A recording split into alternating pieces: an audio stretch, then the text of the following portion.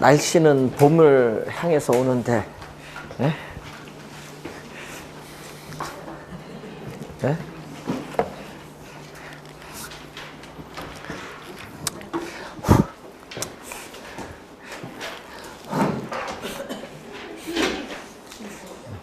오늘 오면서 얘기 들어보니까 광명도 저번 주에 비해서 이제 부동산 가격이 1% 올랐다고 하더라고요.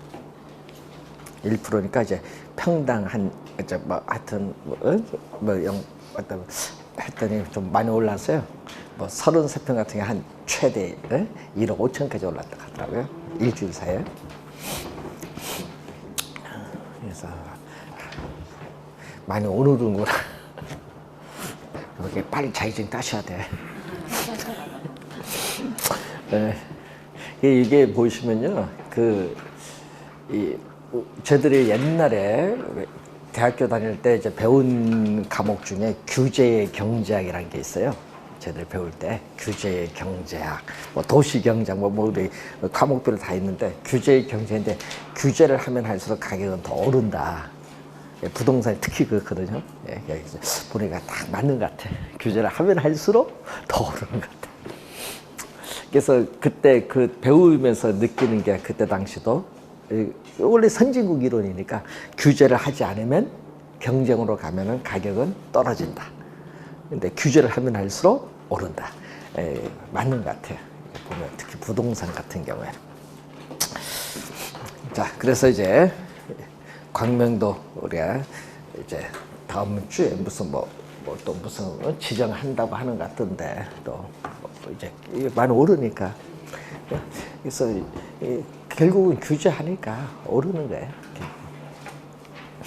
자, 규제를 하면 오를수록 우리 중개사 시험은 더 쉽게 출제를 또 했으면 좋겠어요. 한 번 보고 합격할 수 있을 정도로. 자, 그래서 요즘에 민원이 좀 많이 들어가는가 봐요. 문제는 쉽게 놔달라고. 근데 이제 여기 어제 협회에서는 문제를 어렵게 내달라고 이제 자기는 합격을 했으니까. 그래서 요즘 본데 문제는 어렵게를 못 낼 거예요. 그러니까 기본적인 사항을 알면은 진짜 쉽게 풀 수 있을 정도로 이제 출제 기준이 그래요. 자, 그래서 항상 기본적 개념을 잘 공부해 두셔야 되고, 그래서 여러분이 꼭 암기를 하는 것도 중요하지만 그게 문제 적용하는 능력이 중요하거든요. 그래서 작년 시험에도 우리 지금 배우게 비율분석법인데 315페이지에 이 비율분석법 작년에 출제를 또 했거든요. 근데 문제는 작년 시험에 그런 얘기를 했어요. 만약에 박스가 있다. 작년 시험에 박스가 여기 얘가 나올 거 아니에요, 박스에. 그럼 보기가 1, 2, 3, 4, 5가 나와요. 요게 계산이야. 5개가 다. 예? 그러니까 비율 분석법에 대해서 사례가 나오고 계산을 5개 다 해야 돼. 대부 비율 나왔지, 총부채 상환 비율 나왔죠. 예? 그게 이제 우리 배울 때 부채 감당률 나왔죠. 뭐 총자산 회전이 나왔죠. 여기 5개 전부. 예? 비율 분석법의 용어가 나온 거예요. 5개가 용어가 나왔는데, 그럼 이 용어 중인데 알면 풀면 되는데, 풀면은 여기 하나당 몇 초? 5초 정도 하니까 한 30초 내에 풀 수 있죠. 공식을 정확히 알면은. 숫자는 다 주어졌으니까, 사례. 근데 문제는 이렇게 5개 다 계산한다. 그럼 골치 아프다. 그러면 안 하면 돼요. 틀리면 되지. 예? 작년에 얘기했어요. 이렇게 5개 다 계산 나오면은 5번부터 풀어라. 5번 딱 풀었는데 답이 나오면 앞에 풀지 마라. 작년 5번 답이잖아. 이런 문제는. 안 풀고 찍고 넘어가면 되지. 얘기했어요. 이런 형태 나오면 답은 5번이다. 그걸 왜 풀어? 그러니까 이게 출제위원들이 그 출제 정답 배열이 있거든요. 그래서 작년에 특강하면서도 이런 형태 나오면 답은 5번이다 얘기를 했는데도 다 풀어요. 그러니까 뭐부터 풀어야 돼? 이런 형태 나오면 계산 5개 다 하는 게 아니라 5번 딱 해서 답이 나오면 풀 필요가 없잖아요. 넘어가는 거예요. 5초도 안 걸린대. 작년 답이 5번이었어. 문제 푸는 요령이에요. 어떻게 보면. 그러니까 이제 여러분이 공부하더라도 요령도 좀 잘 알아두셔야 됩니다. 자, 그럼 비율 분석법에 우리 매년 출제가 되는 용어가 있어요. 대부 비율. 자, 이 대부 비율은 매년 출제가 되는 용어입니다. 자, 여러분 요즘 뉴스에서 많이 나오는 게 이거 뭐로 출제하죠? 담보 인정 비율. 지금 뉴스에 많이 나오는 용어는 담보 인정 비율. 뉴스 신문에. 이걸 또 우리 출제위원 출제할 때 우리는 대부 비율을 또 출제를 할 때 또 3년 전에 대부 비율을 저당 비율이라고도 한다. 이렇게 또 출제했죠. 저당 비율, 융자 비율. 여러분 저당 비율, 융자 비율, 담보 인정 비율인데, 자, 여러분이 로는 뭐죠? 이제 여러분이 이따 배울 텐데, 로는 대출금이거든요. 논 투 밸류인데, 이 부동산 가치에 대한 대출금이 차지하는 비율을 뭐라고 한다? LTV. 이거 앞에 자 땁니다. 그래서 시험 문제 우리 나올 때 보면 꼭 괄호 안에 뭐가 들어간다? LTV가 들어가. LTV가 나오면 대부 비율이다. 자, 대부 비율은 분모는 뭐죠? 부동산 가격. 자, 여러분이 시험 문제에 이 부동산 가격, 부동산 가치 또는 자산 가치, 시장 가치 뭐 다양한 용어로 나오거든요. 분모는 하여튼 현재 시장에서 거래되는 가격이다 생각하시면 되겠고, 이 부동산 가격에서 뭐가 차지하는 비율? 대출금이 차지하는 비율. 대출금이 융자액이죠. 융자액이 차지하는 비율을 대부 비율입니다. 자, 그러면 이제 시험 문제 많이 나오는 거 이제 우리 한번 갑니다. 자, 대부 비율이 높다. 대부 비율이 높다는 것은 부동산 가격에 대한 뭐가 많아요? 대출금이 많아요. 그럼 부동산 가격에 대해서 대출금이 이전보다 많아지면은, 자, 투자에 우리 배운 거 복습, 지렛대 효과는 크다. 그리고 대출금이 이전보다 많아지면 원금 이자, 원리금 상환 부담도 이전보다 높아지기 때문에 채무 불이행될 가능성이 커지는 뭐가 발생한다? 금융상의 위험이 또 나타난다는 거. 하여튼 이런 용어는 좀 기억을 해 두셔야 되고, 자, 부동산 가격이 10억이에요. 자, 부동산 가격은 10억 원인데, 자, 대출은 얼마 받았다? 7억을 받았어. 그럼 몇 프로죠? 10억에 7억이니까 몇 프로? 70%. 70%입니다. 그래서 뭐를 기준? 부동산 가격을 중심으로 해요. 부동산 가격은 자산 가치 또는 시장 가치거든요. 자산 가치, 시장 가치인데, 이 부동산 가격을 우리가 중심으로 뭐를 결정한다? 대출 규모를 결정해 주는 거예요. 이 부동산 가격을 중심으로, 자, 부동산 가격을 중심으로 대출 규모를 결정해 주는 게 LTV. 부동산 가격이 얼마를 대출해 줄 거냐? 50%면 얼마? 10억에 50%면 5억. 자, 요즘 뉴스에 보면은 조정 대상 지역 얘기 많이 나오잖아요. 그럼 조정 대상 지역으로 지정이 되면요, 대출 규제, 세제상 규제 이런 걸 하거든요. 그럼 대출 규제를 하면은 LTV를 얼마 적용하는 줄 아세요? LTV, DTI 말고 LTV를 50% 적용을 해요. 조정 대상 지역, 서울 외 50%면 얼마? 10억에 얼마? 10억짜리 아파트면 얼마까지 해주겠다? 최대 5억까지 해주겠다. 그 얘기예요. 옛날에는 6억인데, 그러니까 대출금이 이전보다 줄어들면 주택 구입하기가 더 쉬워질까요? 어려워질까요? 어려워진다. 그 얘기예요. 규제를 하면. 그 얘기입니다.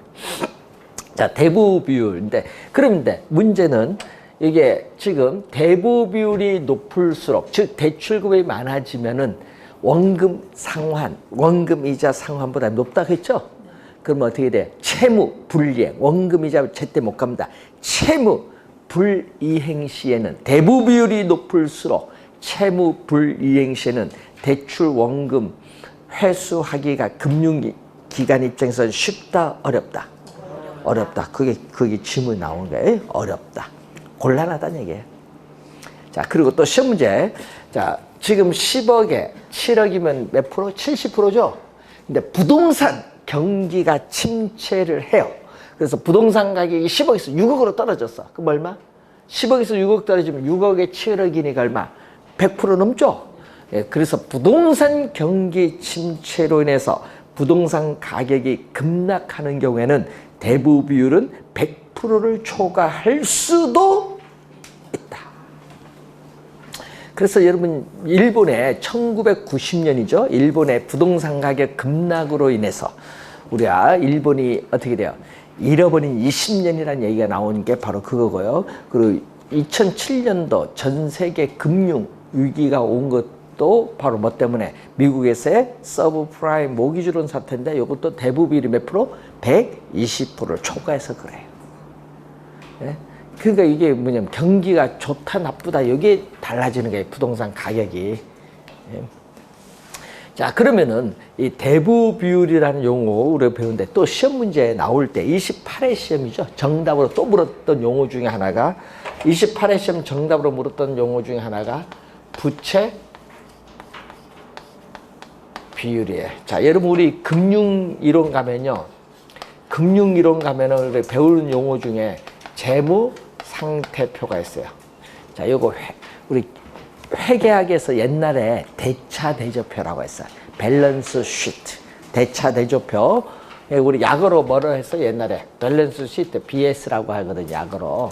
그런데 문제는 요걸 명칭이 바뀌었어요. 재무상태표로. 대차대조표가. 그럼 재무상태표를 보면은 자, 왼쪽이 뭔지 아세요? 왼쪽은 차변, 오른쪽은 대변이에요. 그럼 여기가 뭐다? 자산. 그리고 여기는 뭐다? 부채. 밑에는 뭐다? 자본. 이렇게 구성이 돼. 그럼 자산의 총합은 부채의 총합과 자본의 총합을 더해준 거와 서로 뭐다? 같다. 그 얘기예요. 여기가 우리가 차변. 여기는 대변. 여기 항상 성립을 하거든요. 예? 그러면은 이 부채 비율인데 이 부채 비율을 뉴스에 보면요. 정부는 기업, 대기업 부채 비율을 200% 이하로 낮추라 얘기가 많이 나와요. 뉴스 신문에. 그럼 부채 비율이 그럼 과연 뭐냐 이거지. 남의 돈, 여러분 부동산을 취득을 하는데 총 투자한 금액 중 남의 돈이 뭐죠? 남의 돈. 타인 자본이잖아요. 남의 돈에 대해 얼마 조달했냐에 따라서 내가 투자한 금액이 달라져. 총 투자한 금액 중에 남의 돈을 얼마 이용하냐에 따라서 내가 투자한 금액이 달라지는 거야. 이 자기 자본을 뭐라고 한다? 여러분 시험 문제 28회 시험에 분모는 뭐다? 지분. 분자는 뭐다? 부채인데 그러면 요걸 할 때 지분에 대한 부채 비율인데 요 분모 분자를 바꿔서 출제한 거야. 시험 문제. 뭘로 출제했어요? 부채에 대한 지분. 그게 28회 정답이었어요. 그러니까 분모 분자를 몰라서 또 틀립니다. 말을 바꿔버리잖아요. 그러니까 여러분이 분수식인데 우리가 뭐뭇에 대한 이렇게 나오니까 이게 헷갈리는 거야. 이제 시험 문제 이렇게 나왔거든요. 뭐뭇에 대한 하면 앞에 A 여기 뒤에는 뭐다? B면은 분모는 뭘로 가야 돼? A가 분모고 B는 뭐다? 분자. 여기 나오면 시험 문제 뭐뭇에 대한 이렇게 질문을 많이 내거든요. 그러면 아 분모 분자 어디 들어가냐? 요거 정확히 기억해야 돼. 시험 문제 나오면 바꾸죠. 분모 분자를. 그때 지분 부채를 바꿔서 출제했습니다. 자, 그런데 이것을 우리는 다시 치면 지분은 자기 자본이거든요. 자본. 예, 자본. 여기 재무상태표로 보면은 자본의 총계고 타인 자본은 요 부채거든요. 요거는 또 뭐의 총계? 부채의 총계. 그럼 자본과 부채를 더해주면 뭐가 된다? 자산이 된다. 되겠죠? 네? 그래서 이것을 기본적으로 여러분이 이해를 좀 해두셔야 돼요. 자, 그러면 한번 봅니다. 대출금. 자, LTV. 그리고 뭐죠? 부채 비율. 자, 대출금, 부동산 가격 10억인데 대출금이 2억을 받았다. 2억 받으면 얼마죠? 10억에 2억이면 20%가 돼요. 자, 그러면 2억을 받으면 10억에 2억을 대출받으면 나머지 8억은 누구? 내 돈. 그럼 8분의 2니까 4분의 1이죠. 4분의 1은 25%. 그럼 요거 두 개 더해주면 100%가 되는 게 아니죠. 그래서 여러분 주의해야 될 것은 이 대부 비율과 부채 비율을 더해주면 100%가 되는 것은 아니다. 자, 그래서 우리 저번 주 배울 때 여기 뭐가 1이 되는 거죠? 부동산 가격에 대해서 자기 자본이 차지하는 비율과 부동산 가격에서 대출금이 차지하는 비율, 요게 더중에 요게 1이다. 요게 1이 아니라 요게 1이라는 거 기억 좀 해두셔야 돼요. 시험 문제 나올 때.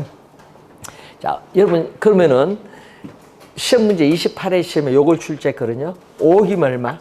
여러분 28회 시험에 5억 출제해서 10억에 5억이면 몇 프로? 50%. 그럼 이게 5억이다. 10억에 5억이면 내 돈도 얼마? 5억. 그럼 5분의 5니까 1이죠. 1은 몇 프로? 100%. 시험에 이렇게 냈거든요. 부채 비율은 부채에 대한 지분의 비율로서 대부 비율이 50%이면 부채 비율은 100%다. 뒤에는 맞았는데 뭐가 틀린 거야? 분모 분자가 바뀌었지. 분모 분자. 그게 정답이었어 그때 당시. 예? 그래서 좀 약간 머리를 쓴 거죠 출제원들이. 그래서 이거 기억해 두시고 만약에 8억이면 얼마? 10억에 8억을 받으면 대부 비율 몇 프로? 80%. 그럼 여기 8억 받으면 10억에 8억 빼면 얼마? 2억. 몇 프로? 4니까 400%. 한번 보세요. 대부 비율을 보면은 몇 프로 증가했죠? 30% 증가했지만 부채 비율은 몇 프로 증가했다? 300%가 증가했어요. 그래서 이렇게 대부 비율이 높을수록 부채 비율은 더 급격하게 뭐한다? 증가한다. 그래서 여러분 부채 비율이 중요해요. 자, 여러분 오늘 집에 가셔서 한번 부채 비율 계산해 보세요. 여러분 우리 가게 부채 비율은 몇 프로 이하가 좋으냐 하면요. 40% 이하가 좋아요. 가게는. 오늘 가서 한번 계산해 보세요. 우리 집에 부채 비율이 어느 정도 되냐. 기업은 몇 프로 이하로 낮춰라? 200% 이하로 낮춰라. 그 얘기를 많이 하죠. 자, 우선은 대부 비율, 부채 비율 관계 우선 반대 시험 문제에 당연히 중요하죠. 자, 그리고 또 매년 출제되는 또 용어 중에 또 하나가 뭐죠? 총부채 상환 비율. 용어가 좀 어려워요. 총부채 상환 비율을 소득 대비 뭐라고 한다? 부채 비율. 우리 뉴스나 이런 데 보면 뭘로 나오죠? DTI. D는 부채거든요. debt, to. income은 소득. 그래서 DTI. 소득에 대한 부채의 비율. 됐죠? 소득에 대한 부채의 비율을 DTI. 이걸 총부채 상환 비율이다. 그럼 소득이니까 차입자의 뭐죠? 차입자의 연간 소득에 대해서 우리가 매년 갚아나가는 뭐다? 원리금 상환액이 차지하는 비율. 요거는 뭐죠? 주택담보대출에서 원리금 상환액이 차지하는 비율. 만약에 주택담보대출은 기타 뭐 신용대출 받으면 그 신용대출에 대한 이자 들어오면 돼요. 자, 우선은 이 DTI라는 용어, 소득 대비 부채비인데 요걸 뭐를 중심? 그러니까 여러분 소득이 없으면 대출 받을 수 있을까요? 없을까요? 없죠. 소득이 있어야 되니까. 그래서 우리나라는 요 두 가지를 가지고 대출해 주잖아요. 그럼 소득의 순위는 주택담보대출 못 받는다는 얘기예요. 소득을 중심으로 뭐를 결정한다, 요거는? 차입자의 소득을 중심으로 뭐를 결정? 대출 또 규모를 결정. 그래서 우리나라의 경우에는 아파트와 같은 주거용 부동산이죠. 자, 아파트와 같은 주거용 부동산인 경우에는 뭐를 적용한다? 요 두 가지 기준 LTV, DI 요 두 가지 기준을 모두 충족한다. 이 두 가지 기준을 모두 만족시켜주는 대출 가능한 최대 금액 얼마냐. 여러분 공인중개사 사무실에서 들어와서 여러분에게 가장 많이 묻는 질문이 이거야. 제가 소득이 얼만데 지금 요거 가지고 어느 가격의 아파트를 살 수 있습니까? 많이 물어요. 그때 대답을 잘 해줘야 돼. 왜? 예? 그때 뭐를 물어요? 대출 가능한 최대 금액을 여기서 구할 수 있거든요. 그러면은 여기서 기준에서 구하니까 그러면 물어봐야지. 여러분은 바로 현재 보유하고 있는 자기 자본은 얼마가 됩니까? 물어봐야지. 아니 왜? 자기 자본이 얼마, 총 투자 금액 내 돈이 얼마 있냐에 따라서 뭐가 달라져? 투자 금액이 타인 자본 조달 금액이 달라지니까 항상 그걸 물어봐야 돼. 본인 돈은 얼마 있습니까? 그래서 물어보잖아요. 그러면 제가 지금 전세 4억에 살고 있는데 이 전기예금 다 따져봤더니 1억이 있어요. 그럼 합치면 5억이잖아요. 그럼 5억 가지면은 본인 소득이 얼마입니까? 국세청 기준 빼보면 얼마입니까? 물어보면 5천만 원 나옵니다. 5천만 원이면 연봉이 한 8, 9천 되겠네요. 네? 그러면은 요거 좀 애매모호합니다. 이제 얘기를 해주면서 왜? 100% 얘기해주면 안 되지. 애매모호하게 해주면서 요거는 9억까지는 아파트 살 수 있다. 예, 또 얘기죠. 9억 넘어가면은 대출 규제가 있습니다. 뭐든지. 그래도 사고 싶다. 그러면은 우리나라 은행에서는 돈 어렵습니다. 그러면은 홍콩 상하이 은행이나 미국 시티은행에서 받아야 되겠습니다. 예? 외국계 은행에서 받아야지. 그럼 우리나라에서 받아? 아니죠. 어디서 받아야 돼? 우리나라에서 대출 요구 사인하지만 어디서? 미국이나 홍콩 가서 받아와야지. 탐보는 똑같은 거니까. 규제를 안 받죠? 외국에서 대출 받으면. 그거 받으면 되지. 근데 금리는 약간 1% 정도는 비싸요. 국내보다. 그런 거를 이제 하는 거예요. 그러니까 웃기는 건요. 규제를 해도 아무런 의미가 없어. 고가는. 돈 있는 사람은 우리나라에서 받아? 외국에서 받아오지. 간단하잖아요. 비행기 타고 갔다 오면 되는데. 요즘 제주도 비행기 3,000원이라 하는데. 전체보다 더 싼 것 같아. 예? 그래서 우리 민법 교수님은 3월 14일에 제주도 3,000원짜리 타고서 한라산 갔다 온다 합니다. 3,000원이니까 얼마나 싸겠어요, 이게. 야, 미리 예약을 하면 지금. 그러니까 안 탄다는 얘기예요, 지금 비행기를. 네? 근데 왜 KTX는 왜 타고 다니는지 몰라. KTX도 진짜 비싸던데. 네? 그러니까 요즘 웃긴 거예요, 보면은.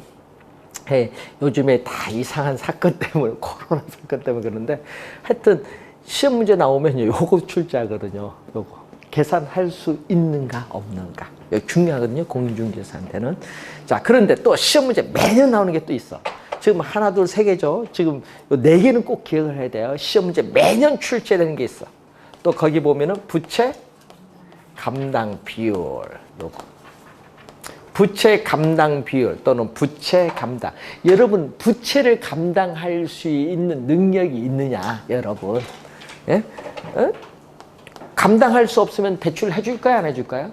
안 해주죠. 그러니까 감당할 수 있는 능력이 있느냐. 자, 요 또 28회 시험에 또 출제를 또 했고, 작년에 당연히 나왔죠, 뭐. 이렇게. 하여튼 요 수식 모르면 안 돼. 영업소득은 순수익인데, 순수익이 부채 서비스액, 부채 서비스액을 다른 말로 뭐라고 하죠? 원리금 상환액에 대해서 몇 배가 되느냐 측정하는 비율이 바로 부채 감당률이야. 자, 그럼 시험 문제 나오는 거 이제 잘 봐야겠죠. 시험 문제 나오는 거. 1보다 클 때, 또 1보다 뭐다? 작을 때. 1보다 크면 어떻게 돼요? 순영업소득이 원리금 상환액보다 많네요. 이 말은 뭐죠? 순수익이 원리금 상환액 갚고도 남는 금액이 있죠. 원리금 지불 능력이 충분하기 때문에 금융기관은 안심하고 여러분에게 대출해 줄 수 있다, 이 말입니다. 그런데 1보다 작으면 어떻게 돼? 순영업소득이 대출금에 대한 원리금 상환액 갚기에 뭐하다? 부족하죠. 부족하기 때문에 대출해 줄까 안 하니까요. 대출해 주면 여러분 최고 불링 될 텐데 안 해주지.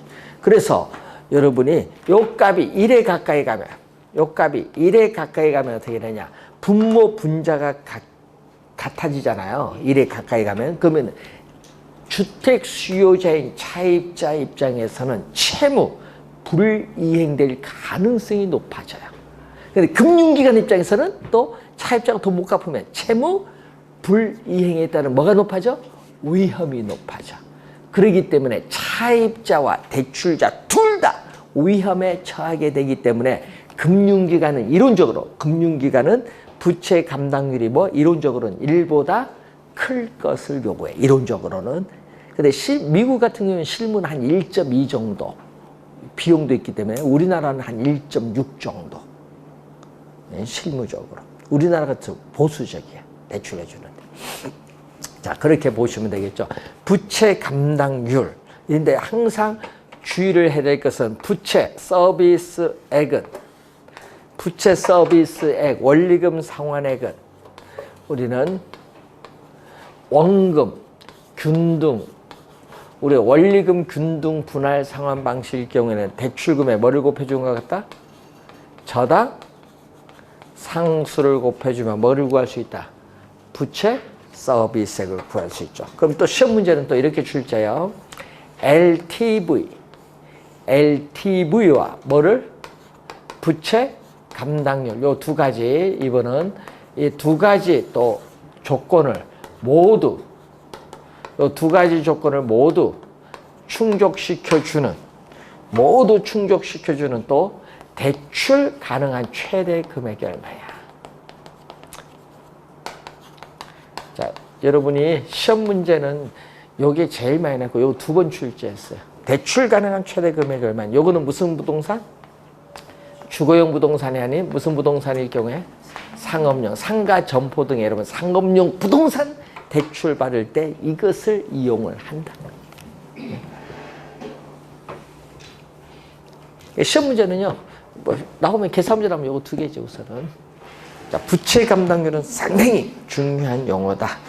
자, 318페이지로 가시면은, 자, 부채 감당률을 했는데, 그럼 이자 감당률 있죠. 요거는, 뭐 주식 하는 사람들은 이런 걸 잘 봐야 돼요. 이자. 부채가 아니라 이거는 뭐다? 이자 감당 비율. 그럼 이자인데, 그럼 요걸 알면 되죠. 부채가 분모로 왔죠? 그럼 이번은 뭐가 와야 돼? 이자가 뭘로 와야 돼? 이자 비용. 이자가 뭐가 와야 돼? 분모로 와야지. 부채 감당률 할 때 부채가 분모로 오면 이번은 이자가 분모로 오면 돼요. 그래서 순수익이 이자 비용, 이자의 몇 배가 되는가 측정하는 지표로서 요거 주식할 때 많이 중요하거든요. 판단할 때. 요걸 이자, 거기 보상 비율이라고 해요. 다른 말로 이자 보상 비율. 자, 그리고 또 작년에 28회 시험도 나오고요. 29회 시험도 나오고요. 요게 용어 채무 불이행률을 우리 28회 시험은 요건 또 손익분기율 또는 손익분기현금수지 비율이라고 하는데, 자, 여러분 채무가 불이행될 가능성을 나타내는 비율인데 분모는 뭐죠? 자, 분모는 유효 총소득, 유효 총소득 배웠죠? 우리는 공시를 감안한 임대료 수입이잖아요. 유효 총소득, 부모는 돈 들어온 거, 분자는 돈 나가는 거죠. 부동산을 운영하고 유지하는 데 드는 비용이 영업경비에다가 뭐를 대준다? 부채, 대출금에 대한 원리금 상환액, 요걸 대준 거. 그럼 여기 높을수록 좋을까요? 낮을수록 좋을까요? 상식으로. 높을수록 좋을까요? 낮을수록 좋을까요? 이것도 고민해야 돼? 아유, 수식 가 있잖아요. 채무 불이행률 높으면 안 좋지. 당연히 낮은 좋지. 그러니까 유효 총소득에서 영업경비와 부채 서비스에 더 준 금액이 낮을수록 뭐야? 여러분에게 좋은 거야. 채무 불이행될 가능성이 낮을수록 어떻게 돼요? 금융기관 여러분에게 안심하고 대출해 주니까 좋지. 낮을수록 유리한 거예요, 여러분에게. 채무 불이행률. 자, 그리고 319페이지 총자산 회전율은 출제했었죠. 여러분, 우리 저번 주에 맨 마지막 어림세법 배울 때 뭐의 역수? 우리는 총소득 승수의 역수 배우셨고, 영업경비 비율인데 분모는 조소득인데 이때 분모 조소득은 가능 총소득일 수도 있고 유효 총소득일 수 있는데 이 총소득에 대한 뭐가 영업경비가 차지하는 비율을 영업경비 비율인데 이 값이 뭐였어요? 이 비율 영업경비니까 이 비율은 낮을수록 기업의 생산성은 높다. 낮을수록 높다. 생산성. 자, 영업경비 비율까지 우선 설명을 했고, 자, 그리고 여러분 320페이지 가시면은 소득 비율이 나오죠. 소득 비율 보면은 가능 총소득 최대한의 임대료 수입인 가능 총소득에서 순영업소득 순수익이 차지하는 비율을 어떻게 나와요? 그 소득 비율이고 그 공실률이죠. 공실률은 또 뭐죠? 가능 총소득에서 공실이 차지하는 비율을 뭐라고 해요? 공실률이라고 해요. 공실률. 공실률. 그러니까 전체 임대 면적 중 공실이 차지하는 비율이다. 그렇게 생각하면 되죠. 전체 임대 면적은 어떻게 돼? 전체가 임대가 되면은 돈이 들어온 게 그게 바로 가능 총소득이 되겠죠. 자, 여러분, 이 자본주의 사회에서의 꽃이 뭔지 알아요? 자본주의 사회의 꽃은 자본시장이에요. 자본시장은 뭐 여러분 돈이라고 하죠. 뭐 자본. 근데 그 자본에서 우리가 중요한 게 금융이야. 금융은 파이낸싱입니다. 파이낸싱을 금융인데 금융은 요걸 번역을 한 거예요. 이 자금의 융통, 자금을 조달하는 과정인데 요걸 줄여서 자금의 융통, 요걸 줄여서 금융이라고 해. 자금의 융통, 즉 자금이 조달되는 과정을 뭐라고 한다? 금융이야. 자, 금융, 자금이 조달되는 과정이다. 자, 그래서 저희들이 이제 대학교 가서 질문을 먼저 합니다. 투자도 질문도 하지만 금융이 뭡니까? 영어도 저거죠. 파이낸싱. 돈이 왔다 갔다 합니다. 금융. 금융은 여러분 뭐라고 할까? 딱 하죠. 출석부 보면서 딱 하죠. 딱 대답 잘하면 플러스 1점. 대답 못하면 0점. 예? 이상한 대답하면 마이너스 1점. 뭐 이런 식으로 다 이제 발표 보는데 물어보면요. 다 진짜 신기한 대답들이 많아요. 금융. 물어보면은 젊은 사람들이 뭐 생각 다 되니까. 근데 금융하면 이제 돈이 흘러가잖아요. 그럼 흘러가는 게 금융인데 이걸 흘러가는 거에다가 더 붙여버려. 그러니까 와, 저 사람은 진짜 사업을 했나? 이제 그런 것도 이제 느끼는 게. 그러니까 여러분 돈이 흘러가는데 어떻게 흘러가느냐 이게 여러분 이제 배우는 겁니다. 그러면 지금 배우는 게 우리 뭐를 배우는 거야? 금융 배우는데 앞에 뭐를 붙여야 돼? 부동산을 붙여야 될 거 아니에요. 그럼 부동산과 뭐를 대준 거죠? 금융을 대준 게 부동산 금융이잖아요. 그러니까 이 돈이 흘러가는데 어디에만 한정한다? 부동산. 이 부동산 부문에 한정해서 자금이 융통되는 과정이다 이 말이에요. 쉽게 풀이하면은. 그럼 부동산에 한정해서 자금이 융통되는 과정이다.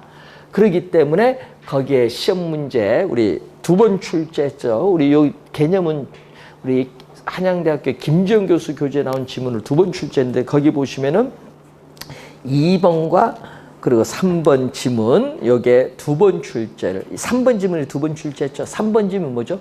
아까 부동산 금융이니까 부동산 이 부동산을 운용 대상으로 해서 자본을 조달하는 일련의 과정을 뭐라고 한다? 부동산 금융. 이게 19회 시험과 25회 시험 2번 출제됐고요. 또 19회 시험 출제된 게 거기 2번째입니다. 부동산을 개발 또는 취득을 하려는 목적 하에 화폐는 머니, 돈이고요. 신용, 크레딧 이전하기 위해서 우리는 사용되는 제도, 시장, 그리고 수단과 관계된 영역을 우리는 부동산 금융이라고 한다. 요 2번과 3번은 우리 김지영 교수 교재에 나오는 개념인데 이걸 김지영 교수가 출제를 2번 해준 겁니다. 19회 시험과 25회 시험에 출제했습니다. 자, 그럼 부동산 금융 개념을 배웠으니까 그 다음에 부동산 금융의 그 종류를 보세요. 그럼 당연히 종류, 여러분 비율 분석법 요건 출제, 요건 매년 합니다. 하는데 아까 몇 개? 하나, 둘, 셋, 네 개. 요거 네 개는 계속 출제하는 거예요. 비율 분석법. 요거는 꼭 기억을 해야 돼요. 요거 매년 출제되는 거. 그리고 또 출제하는데 이번은 요거는요. 지금 이제 설명하는 것은 이 설명 지금 하는 것은 29회 시험에 문제로 나올 때는 거저 주려고 낸 것이 정답 3초도 안 걸렸어. 근데 문제는 작년에 출제를 안 했기 때문에 또 올해도 지문상이 또 시험에 이렇게 있는 우리나라 부동산 금융에 관련된 설명 중 틀리게 돼서 그 보기 5개 중에 딱 지문 뜰 수가 있어. 그 뜰 때 우리 묻는 게 거기에 이 자금, 자본을 조달하는 방식에 따라 부동산 금융을 크게 지분 금융과 뭘로? 부채 금융으로 하는데 이걸 출제하는 거지. 자, 그럼 한번 볼까요? 자, 여러분 우리 뒤에 가서 또 용어를 배울 텐데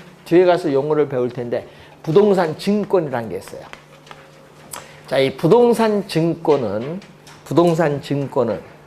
뒤에 가서 배울 거예요. 지분. 이제 하도 많이 들었으니까 지분은 뭐죠? 내 돈, 자기 자본. 부채는 남의 돈, 타인 자본. 이제 요거는 이제 이해되겠죠?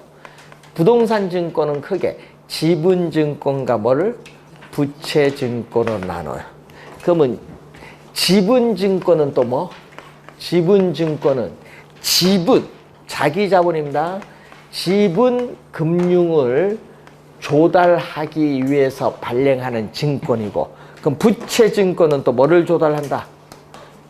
부채 증권은 부채 금융. 부채 금융을 조달하기 위해서 발행하는 증권. 자, 여러분 뒤에서 배울 텐데 부채 금융을 조달하기 위해서 발행하는 증권. 뒤에서 이제 배울 거예요. MBS라고 해요. 주택저당증권. 자, 이따가 배울 텐데 요게 있고 또 우리는 MBB 하면은 주택저당채권담보부 채권. ABS, 에시트, 자산이거든요. ABS, 자산을 담보로 한 증권, 자산 유동화 증권이라고도 해요. 그리고 작년에 또 우리 용어가 나온 게 ABCP. CP는 Commercial Paper, 기업어음이에요. 자산 유동화 기업어음. 자산 유동화 증권, 자산 유동화 기업어음. CP. 뉴스 신문에 많이 나옵니다. CP 하면은 Commercial Paper, 기업어음이라고 해요. 여러분 기업어음 안 사봤죠? 안 사봐서 이제 잘 모르는데 증권회사 가서 투자하신 분들은 요거 사신 분들이 있어요. 기업어음. 예? 수익률이 높아서. 근데 높은데 부도 나면 이제 골치 아프지. 옛날 문제 생겼죠. 부도 나서.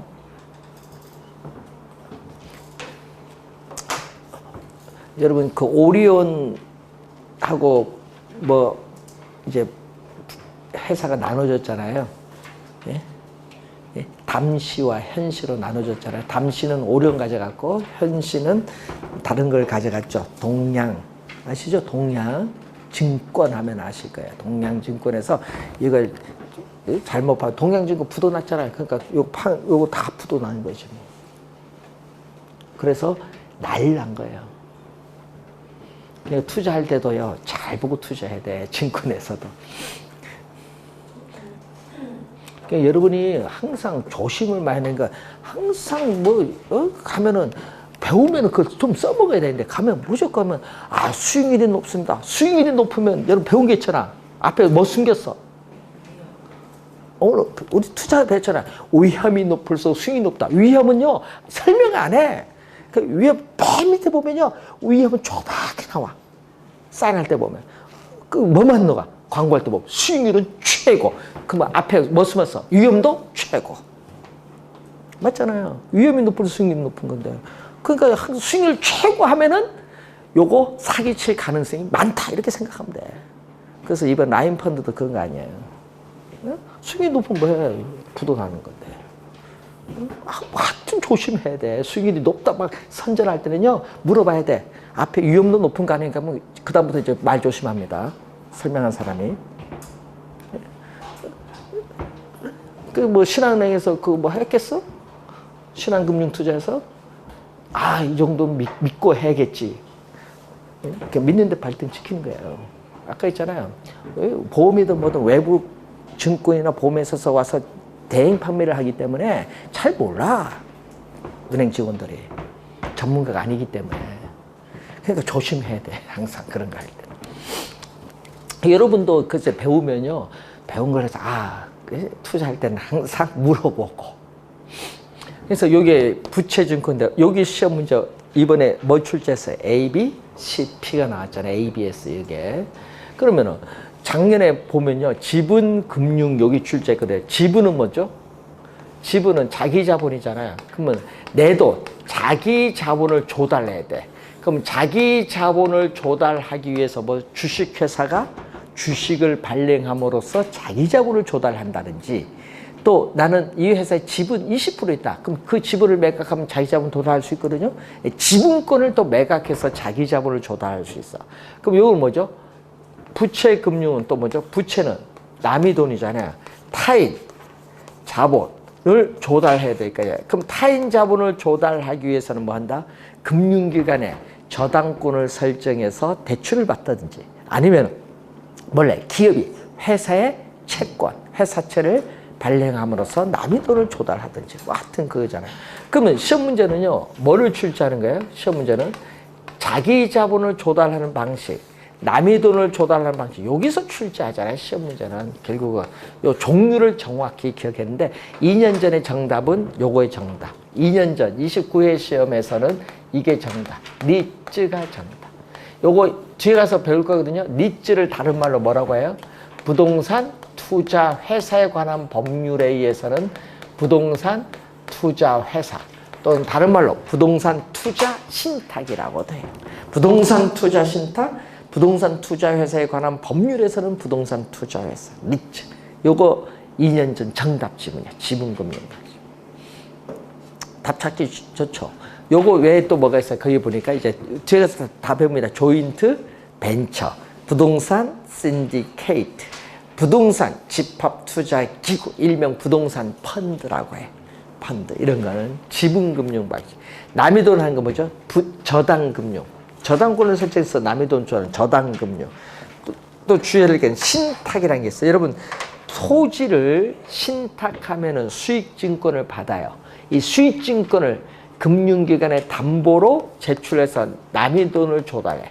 그래서 그것을 신탁, 증서, 금융대 특히 뭐에 대한 담보, 신탁. 여러분 작년 시험에 신탁 출제를 또 했거든요. 신탁이 나왔는데 작년에 뭐 관리 신탁, 개발 신탁, 분양 신탁 여기 나온 거예요. 작년 시험에.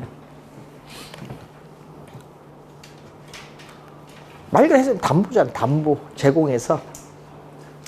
자, 그리고 주택법에 의해서 여러분 주택법에 의해서 우리는 발행하는 주택 상환 사채. 여러분 이 사채 있죠? 회사의 채권. 요거 부채 금융 방식. 자, 그리고 또 하나 우리 볼까요? 24회 시험에 출제를 했는데 24회 시험에 출제된 용어 중에 하나가 요거 출제했어요. 여러분 시험 문제는요.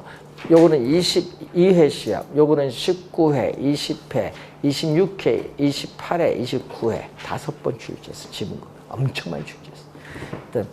근데 메자닝이 한번 24회 나왔는데 메자닝은 이탈리아어입니다. 이탈리아. 이탈리아인데요. 이탈리아어로서 뭐냐 하면 오페라 하우스 가면요. 1층, 2층이 있는데 중간이 있어요. 1층, 2층 중간에 라운지 있죠. 라운지를 이탈리아어로 메자닝이라고 해요. 오페라 하우스 가면 1층, 2층 중간에 라운지를 뭐라고 한다? 이탈리아어로 메자닝. 중간이란 얘기죠. 뭐의 중간? 결국 요거는 우리는 경영학에서는 지분, 즉 우리 배운 지분과 부채의 무슨 거다? 중간이다. 이 지분과 부채의 중간 성격을 가진 대표적인 거. 이것 때문에 말이 많은 용어죠. 뉴스 여러분 많이 들어봤을 거야. 전환사채. 자, 기업이 회사에 채권을 발행했는데 일정 기간 조건 하에서 뭘로? 주식 지분으로 전화, 바꿀 수 있는 사채를 뭐라고 한다? 이게 전환사채예요. 요거 가지고 대기업들이 상속하잖아요. 전환사채. 지분율을 높잖아요. 회사채 발행해서. 자, 그리고 신주. 또 일정 기간 조건 하에서 미리 약정한 금액을 가지고 신주를 인수할 수 있는 권리가 부여된 사채가 있어요. 그러니까 신주를 인수할 권리가 부여된 사채. 요게 여러분이 24회 시험의 정답. 매자님 금융. 신주 인수권부 사채. 여러분 우리 주식 가면요. 보통주도 있고요. 우선주도 있거든요. 근데 우선주는 어떻게 돼? 배당의 우선순위가 보통주에 비해서 빠른 주식이 우선주예요. 배당의 우선순위. 우선주도 뭐다? 우리는 매자님 금융이에요. 요거 말고 후순위 대출 여러 가지인데 하여튼 여러분 요 두 가지 대표적인 거니까 요 두 가지는 뭐다? 매자님 금융이다. 이렇게 보시면 되겠습니다. 자, 그리고 여러분 교재 324페이지 밑에 보시면은 이 제도권 금융과 비제도권 금융이 나옵니다. 자, 제도권 금융은요, 금융기관, 대표적으로 은행인데, 금융기관을 통해서 자금을 융통하는 것은 제도권 금융이야. 은행은 또 돈 빌렸다. 그럼 제도권 금융이야. 근데 금융기관을 통하지 않는다. 금융기관을 통하지 않고 돈을 조달한다. 요거는 비제도권 금융. 비제도권 금융은 두 가지가 있어요. 그럼 수요자가 금융기관을 통하지 않고 자금을 융통하는 대표적인 게 뭐냐? 전세제도야. 여러분 전세금 안고 주택을 매입을 하면요. 이 전세금이 금융기관에 대출을 받은 것과 똑같은 효과를 주는 거예요. 그래서 전세제도. 그리고 또 공급자 금융이 있어요. 여러분 공급자가 금융기관을 통하지 않고 또 자금을 조달하는 대표적 수단 뭐냐? 우리나라 주택 선분양제도. 여러분 선분양을 하면 여러분 계약서 쓰잖아요. 금융기관에 여러분 쓴 계약서를 제출을 해. 1000가구 분양했다. 그럼 1000세대 분양하면 1000세대 받아서 그걸 금융에 제출해서 그 쓴 금액을 다 대출받아. 그걸 가지고 건설자금 조달을 해요. 건설업체는. 그럼 그 돈 누가 갚아? 빌려서 쓴 것은 건설업체가 쓰는데 돈은 누가 갚는 거? 여러분 명의로 사인했으니까 여러분이 갚는 거. 그게 선분양제도입니다. 예, 건설업체의 건설자금 조달이 용이하기 때문에 나타나는 제도죠. 선분양제도. 요거는 공급자가 금융기관을 통하지 않고 자금을 융통하는 대표적 수단. 여러분 명의로 대출받으니까. 자, 두 가지가 있어요. 제도권 금융, 비제도권 금융. 용어 하나 기억을 해두시고, 자, 부동산 금융은 우리 부동산 하면은 대표적으로 뭐죠? 토지, 주택 이렇게 생각을 하면은 토지 소유자에게 자금을 융통해 주는 것은 토지 금융. 그럼 주택에 대해서 이제 자금을 융통해 주는 게 두 가지가 있어요. 주택 소비 금융, 개발 금융인데 우리나라는 거의 대부분 부동산 금융이라고 하면 뭐라고 해요? 뉴스 나고 토지 금융 얘기 안 하죠. 다 무슨 금융? 주택 금융이죠. 부동산 금융이라고 하면 우리나라는 거의 대부분 무엇을 의미한다? 주택금융을 의미합니다. 그래서 이 주택금융의 개념 그리고 기능 관련해서 몇 가지 용어는 잠시 쉬고 설명을 하도록 하겠습니다.